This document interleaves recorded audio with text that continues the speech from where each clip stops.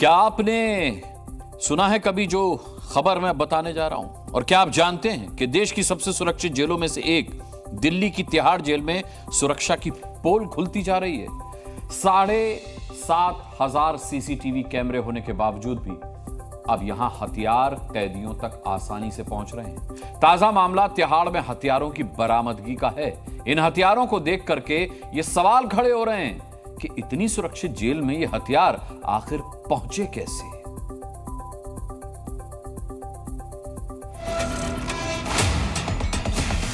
दिल्ली की तिहाड़ जेल में गैंगस्टर टिल्लू ताजपुरिया की हत्या कर दी गई थी।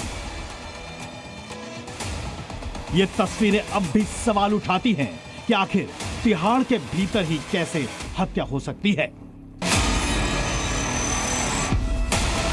भले ही तिहाड़ प्रशासन सफाई दे रहा था कि हत्यारों ने उस दिन थाली काटकर जानलेवा हथियार बना लिए थे, लेकिन आज हम आपको एक ऐसा सच दिखा रहे हैं जिसे देखकर आप हैरान रह जाएंगे।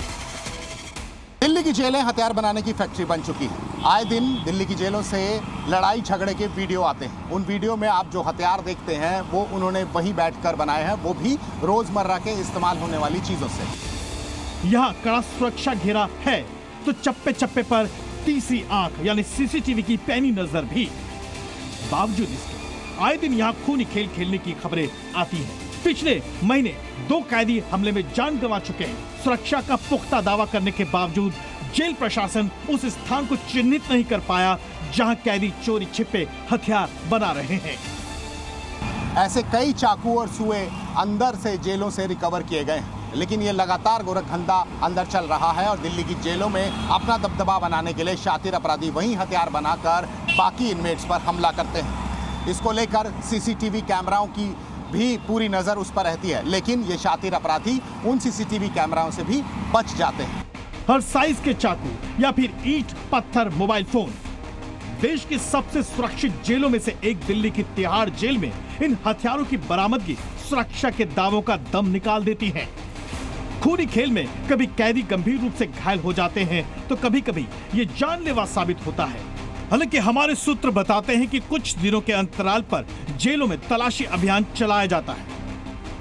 इस साल जेल में चलाए गए अभियान के तहत 80 चाकू, 60 सुआ, 3 दर्जन सर्जिकल ब्लेड बरामद किए जा चुके हैं। टिल्लू ताजपुरिया का मामला जो कि बहुत वायरल वीडियो भी था, किस तरह से वहां पे जो हथियार यूज किया गया था वो जेल के अंदर ही जो लोहे की चीजें होती हैं उनसे बनाए गए थे। तो कहीं ना कहीं जेल में यूज होने वाले लोहे की चीजें जो है वो इन सभी लोगों के लिए हथियार का काम कर रही हैं और इसको लेकर जो जेल में ही लोग जो काम करते हैं उनके ऊपर भी कहीं ना कहीं सवाल खड़े होना लाजमी है। सूत्रों के मुताबिक कैदी इतने शातिर होते हैं कि दीवारों में सीलन होने की वजह से उसमें लगे सरिये को भी हथियार बनाकर दुश्मनी निकालते हैं। आपको याद दिला दें कि इस साल 27 जुलाई 2024 को भाई की हत्या का बदला लेने के लिए जेल नंबर 8-9 में लवली और लविश 2 भाइयों पर हमला हुआ।